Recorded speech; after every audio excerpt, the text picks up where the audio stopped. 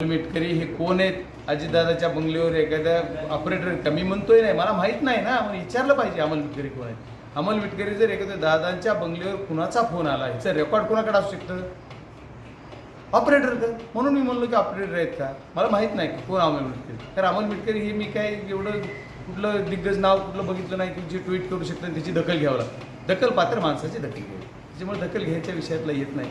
त्याच्यामुळे हा विषय काय नाही. त्यांनी आणखी काहीतरी ट्विट ही केलेलं बघितलं, मी व्हिडिओ दाखवला माझ्या पीएनी मला का की त्यांनी कुठंतरी म्हणलं की हे यांच्या संपर्कात आहे, ती त्यांच्या संपर्कात आहे, हे इकडे येणार.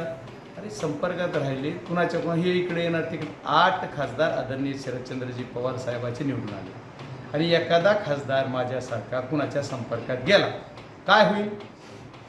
त्याला पब्लिक तर मारेनच. माझ्या घरात मला वडील मारतील, माझी बायको मला नाश्त्याला द्यायची नाही, एवढी परिस्थिती होईल. एवढंच नाही तर लॉ पॉईंटवर कुणाला येता येते कुणाच्या संपर्कात? तर ज्यांचा एखादा खासदार आहे त्याला आमच्या आदरणीय शरदचंद्रजी पवार साहेबांच्या संपर्कात येता येईल. आणि ह्यांच्यावर काय बोलायचे किंवा काय नाही, आदरणीय आमचे युवकाचे प्रदेशाध्यक्ष महबूबाईंनी सगळे डिटेल सांगितले, ते चांगलं बोलले. त्याच्यामुळे आता मी काय त्याच्यावर बोलावं प्रतिक्रिया, मी खासदार आहे, मी कुणावर बोललं पाहिजे की मी ठरवी. मला कुणाला काय राजकारण करायचं ते करू दे.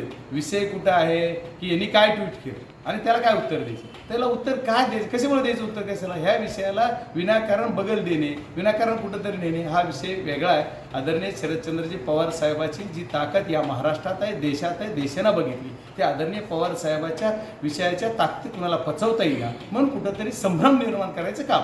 ओके, धन्यवाद. देश विदेशातील प्रत्येक घडामोडींचे लाईव्ह अपडेट मिळवण्यासाठी आता साम टीव्हीच्या सर्व सोशल मीडिया प्लॅटफॉर्मला लाईक, फॉलो आणि सबस्क्राईब करा. तसंच सर्व नोटिफिकेशनसाठी बेल आयकॉन प्रेस करायला विसरू नका.